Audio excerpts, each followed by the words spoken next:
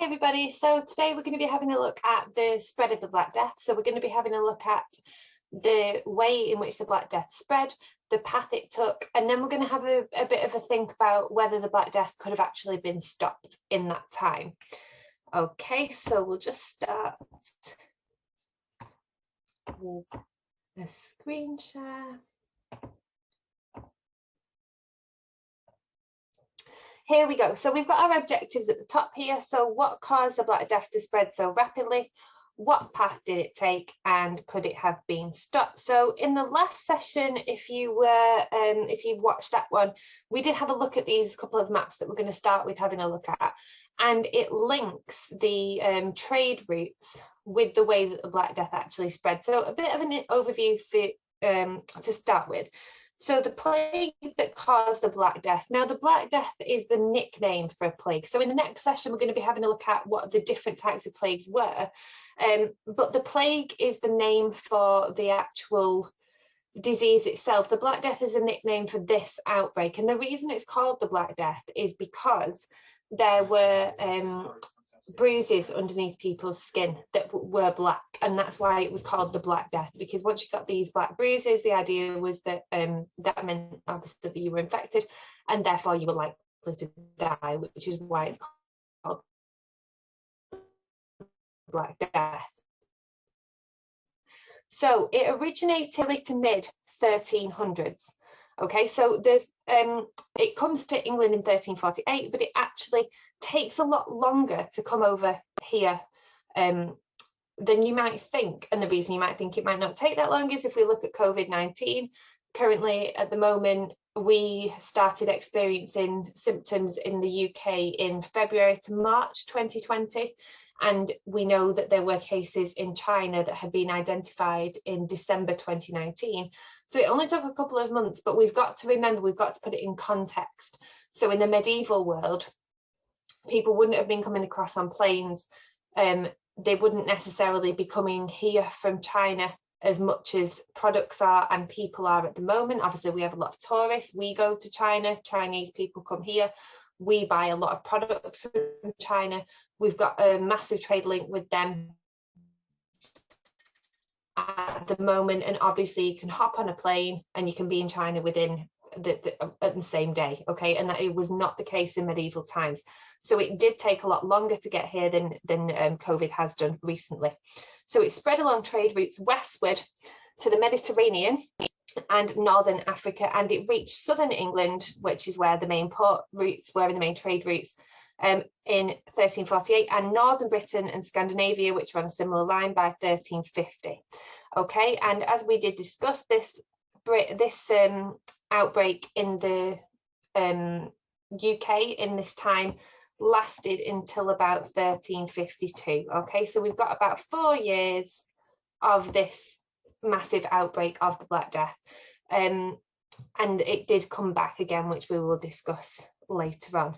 So again, we'll just have a little look at this map. We can see the trade routes, we can see how we're coming in from Russia, we're coming in from the east, and you can see here all the different towns.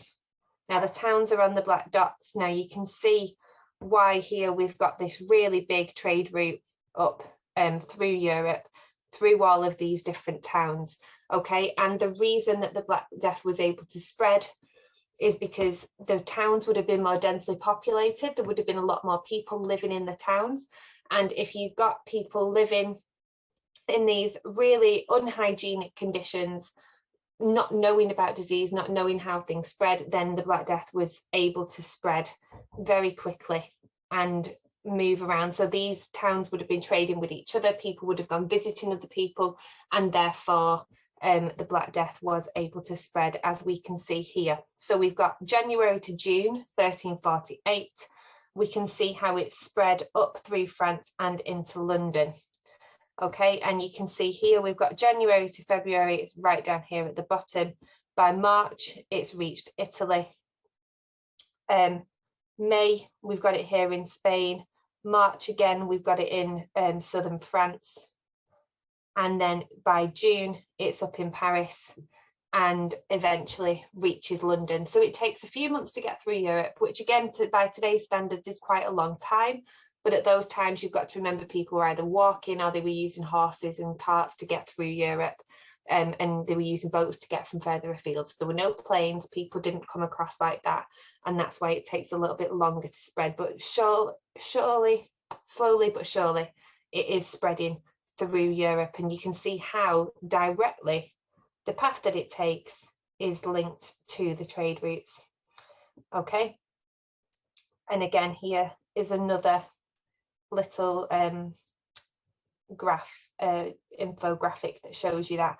So the darker areas is where it was by 1347. So we've got over here in the east, and then it spreads. Now it's interesting here where we've got minor outbreaks in places like Warsaw.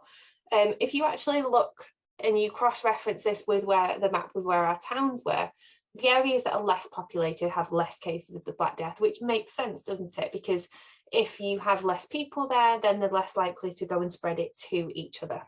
Okay, so the more the cities, the more densely populated areas, cities were just emerging at this time. You had more big towns than cities as we know them, but they would have been a lot more affected by the Black Death than the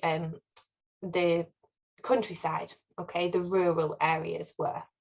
So we can see here as it spreads, so the lighter one is after 1351, so we can see it's going to the north, isn't it? It's starting in the south and the east, and it's going north and west, and eventually spreads all the way through Europe. It is quite a slow process. So obviously we've got 4 years between our first cases in 1347 in Europe and our last cases in 1351. So remember, it started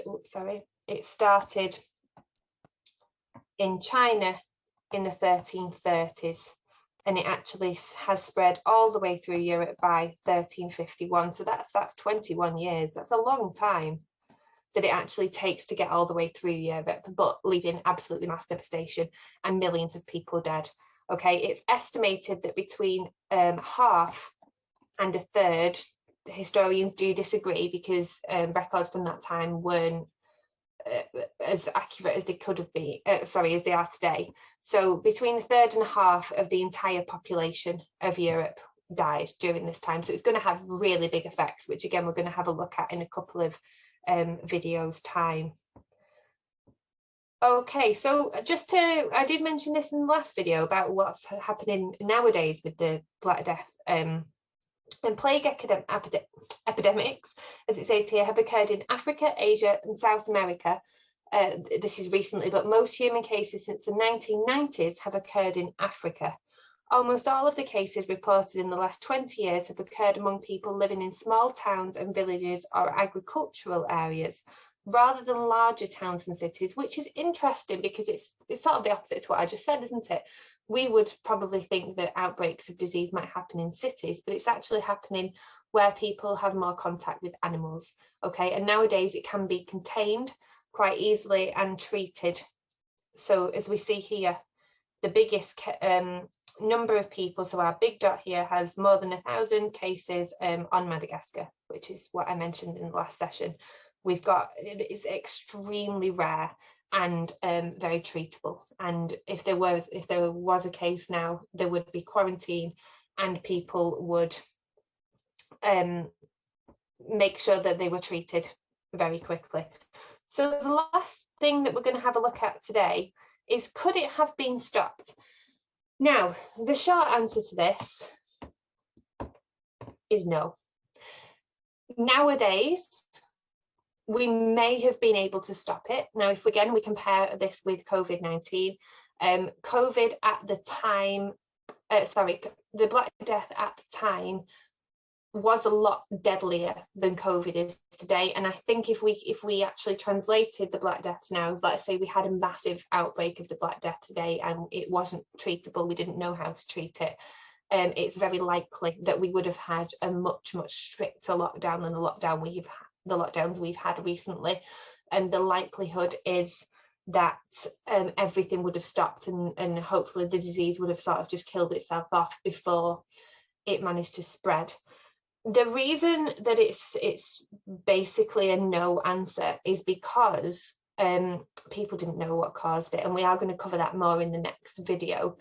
The causes and the cures of the Black Death were very much guesswork. Medieval medicine was nothing like medicine that we have today. They didn't know about germs, they didn't know about bacteria, they didn't know about hygiene, they didn't know about how diseases were spread. It was very much guesswork, and therefore in order to stop a disease spreading, you have to understand how it spreads, how to cure it, how to stop it. And they wouldn't have known by the 1660s, when we have the Great Plague. When you come on to study that, you'll see that they do have a better idea of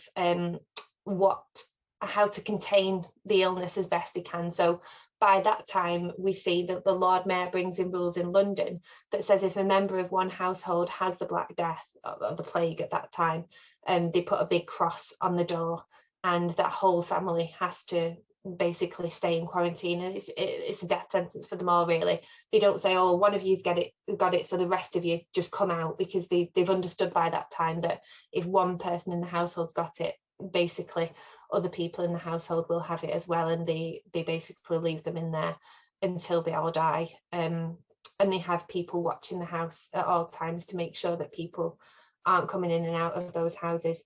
They don't do that in the 1340s, okay, because they don't have that understanding, because it's a brand new thing. It's spreading like wildfire, something that we've not really experienced previously.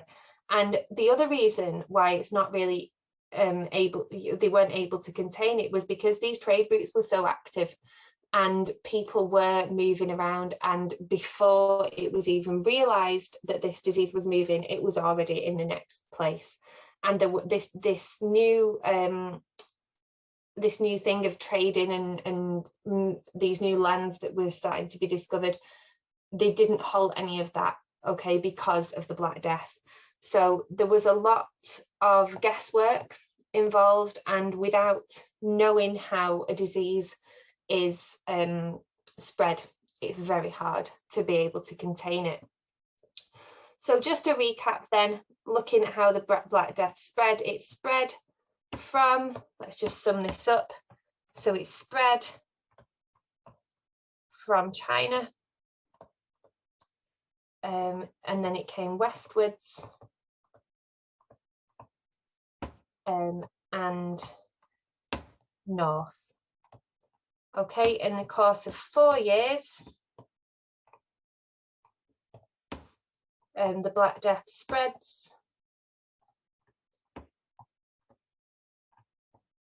through southern and northern Europe.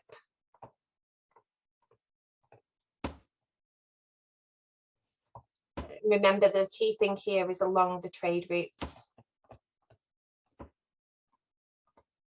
Okay, and then it kills between 1/3 and 1/2 of the population, which is it's a massive amount of people, that, and it does have a big effect on the way that the social side of the world works, and obviously it's going to have a big effect on the actual people, which we're going to have a look at in a couple of videos time. So between 1/3 and 1/2 of the population die within that time, and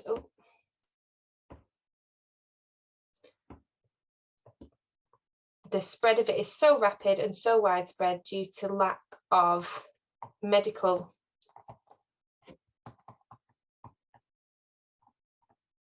knowledge and knowledge of basic hygiene and the way that disease actually works.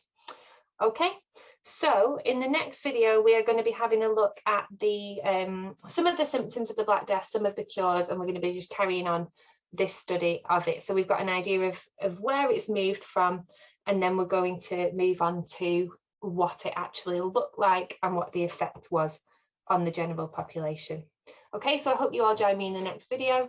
Thank you for tuning in to this one. Hopefully it's been of some help to you, and I will hopefully see you in the next video. Thanks everyone.